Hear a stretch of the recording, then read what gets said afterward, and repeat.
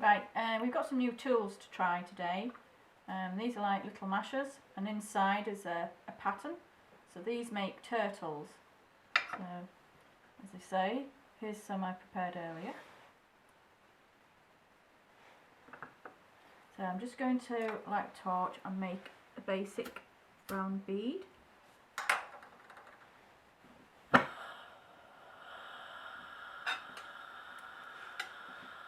This is red roof tile I'm using. This is a Vectra glass. Now you only want sort of a thinnish mandrel because the gap isn't very big, so I'm using a 1.6.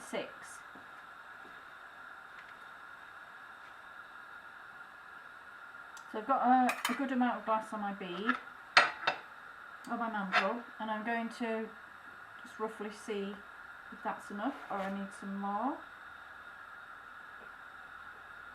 I think that's okay, so just heat it back up again.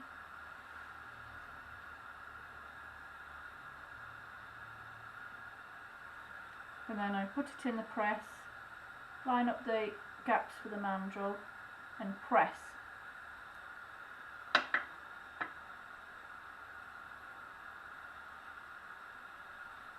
And I've got a bit too much on there. So I'm just going to take the bottom bit off. So heat the area, get some tweezers and just remove it.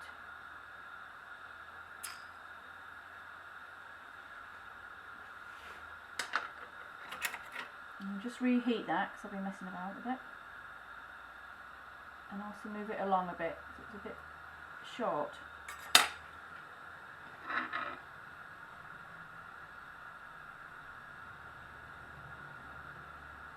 So I've heated it up again, put the glass in, gently press the mashers,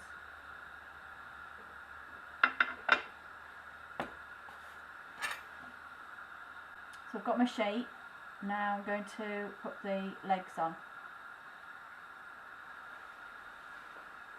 So just heat the area where each little leg is going to go. Put a little dot on each corner.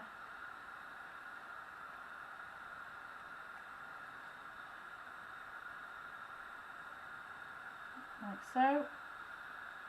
And just heat them up a bit more. Add a bit more on.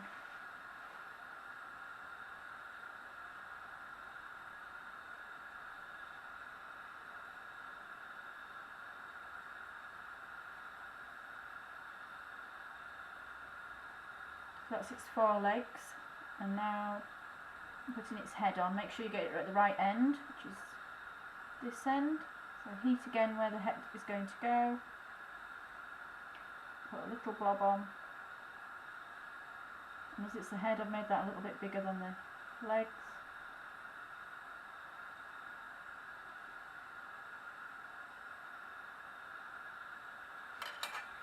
And that's it. I'm going to show you how we use these little tools. There are stampers, and each one at the brass end has that's got an urchin in. We've got some other ones, that's a flower. But I'm going to show you what I did with the urchin today. So I've made a little bead, and so it can, because the urchin is round, I find that if I make a little oval bead rather than a round bead, so it's got slightly pointed at the end. So I've used a bead roller so it doesn't fill the round. See what I mean? So get your oval bead, heat it up.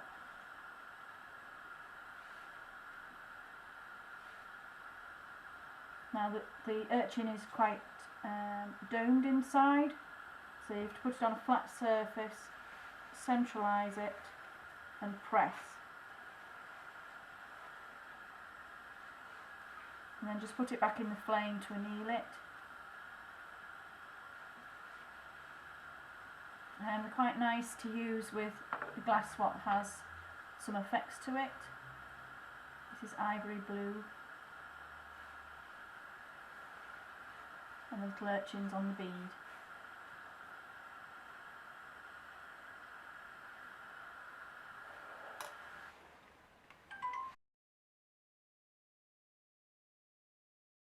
Right, so I'm going to make one of these skull beads.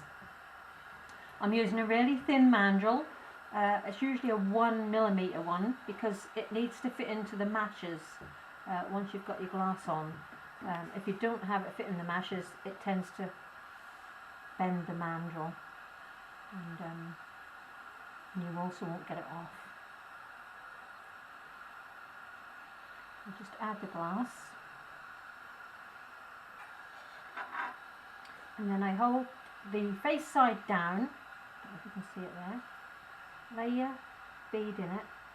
You want the handle in the grooves. And push it down. And try and get it out. So I've just got a little bit on the sides, which I don't want. But you can melt that back. And I just need a little bit more on the bottom.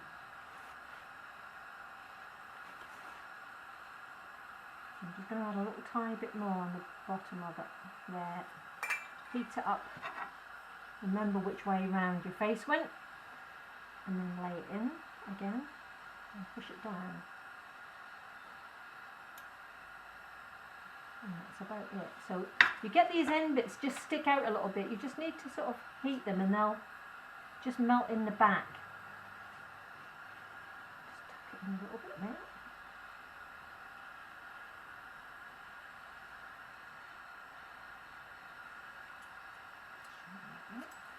And that's it.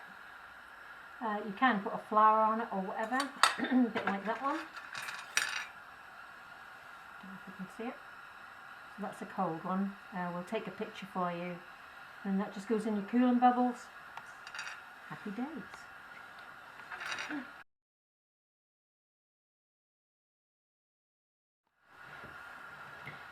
Right, I'm going to make some little flowers on head pins. These are like airing wires. You can make small ones. We've got some new mashers. This is the actual masher for that one. And then we do smaller ones which are real pretty, like little buds. So what you need is obviously the mashers, some glass, a pin, which are head pins which are used for airings, and a pin vise. You put your pin in your pin vise. You need it quite long because it needs to fit into this groove here, like that, when you put your glass on. So, let's see. Try and heat the glass up first.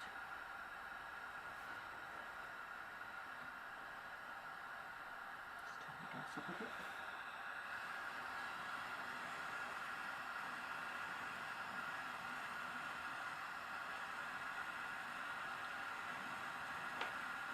Okay, so when you add your glass, you just want to heat the head bit off the pin. It sparks a bit, but that just stops it being too much metal in your glass.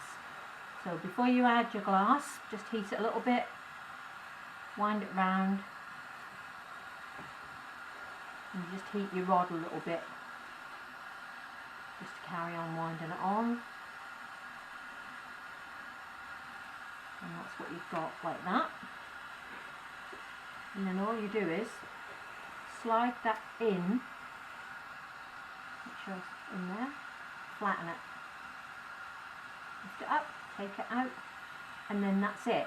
You need to just flame anneal it, because you've put it in something brass and it's cold. You need to warm it through to make sure it don't crack, and that's it. So now I'm going to have a go with some new mashers, which are petal mashers, and they've got the shape of a petal. Oops, you can see it better there. And I'm going to make a flower like that. Not that colour, obviously. So we start off with a colour, and this is dark periwinkle.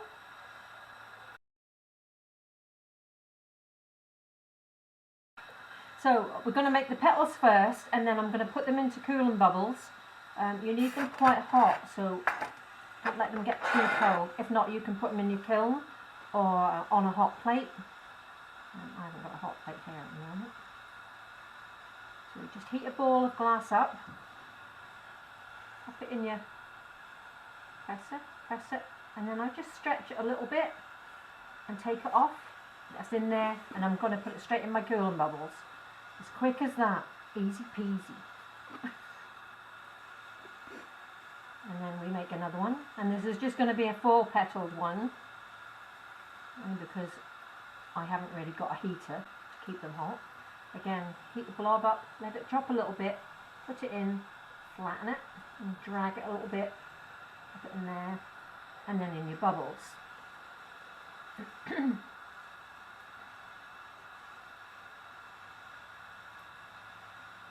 the third one.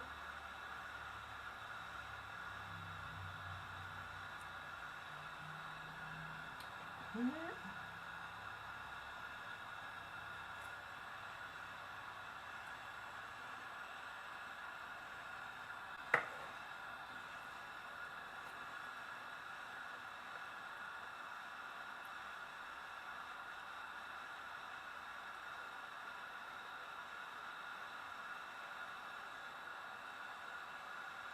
That's the last one.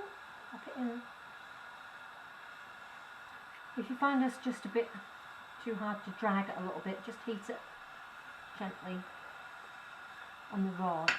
Okay, so we start off with our stem.